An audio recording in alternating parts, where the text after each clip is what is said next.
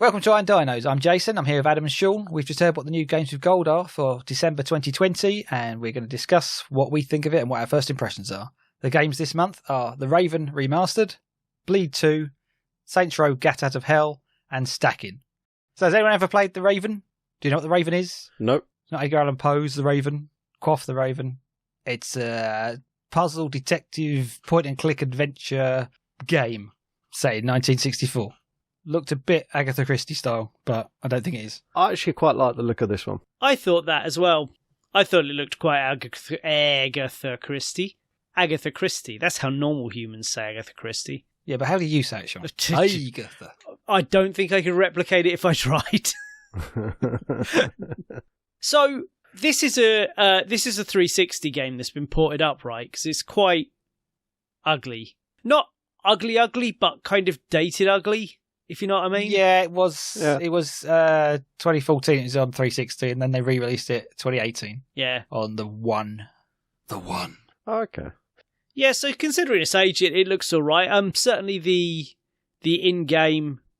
There's not a lot of in-game stuff in the trailer, but in the second trailer I saw, there was a little bit of in-game stuff. It looks quite pleasing.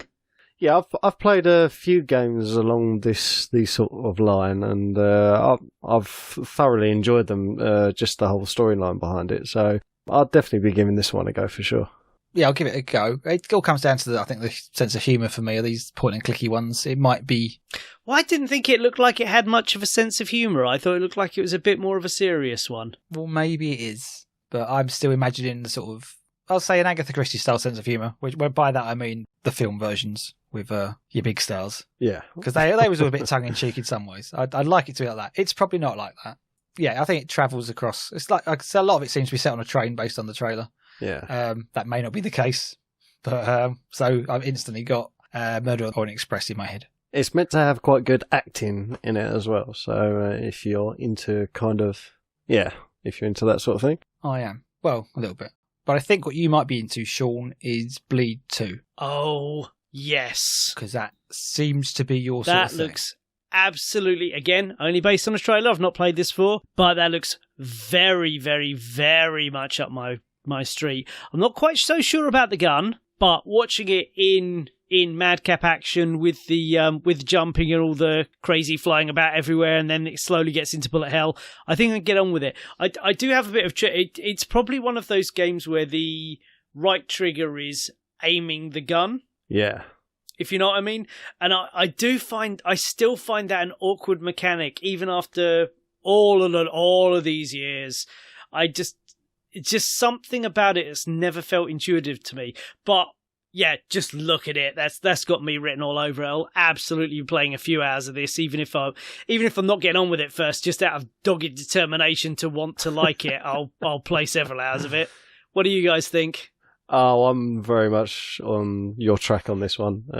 I'll definitely be playing this one. This is right up my alley. Jay? I'm not sold on the graphic style, I've got to be honest. But in terms of what we've played before, which is a bit similar, I like it. I like boss battles.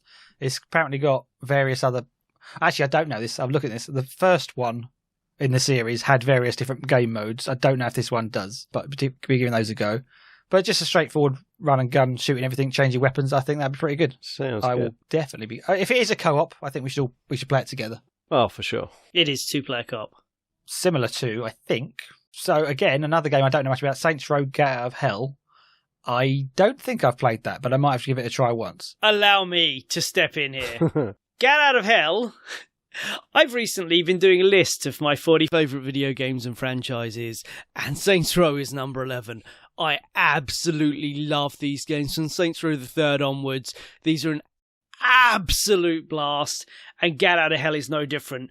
This is a fantastic game, and it's hilarious. This takes a lot of the superpowers that were made famous in Saints Row 4 and adapts them to a hellscape. So you've got like some flaming wings that give you a huge flying double jump that slowly allows you to traverse half the map in one go. Who doesn't love the sound of that? Absolute blast. Yeah, this looks phenomenal for me. Fantastic. Which brings us to Stacking. A final game this month. What's wrong with Stacking?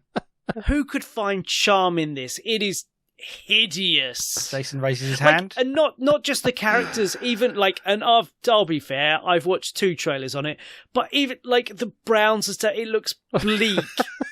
It's gross. Right, I'll step in here. Hello, my name's Jason. I've played this game. I found it charming and wonderful. I didn't actually finish it, but that was not because of any reason to do with the game. It plays really well from what I remember. I found the art style suited the themes very well. These puzzles are based on the fact that you play, so it's like Russian dolls, and you play the smallest inside one, and you can jump into a doll which is one size larger than you, and each doll has its own attributes of what it can and can't do and where it can go and that sort of thing. Creature that climbs into a larger one and makes it act against its will. You can only jump inside the other ones when they're not looking at you. How does that make it any better? Yeah, that's much better.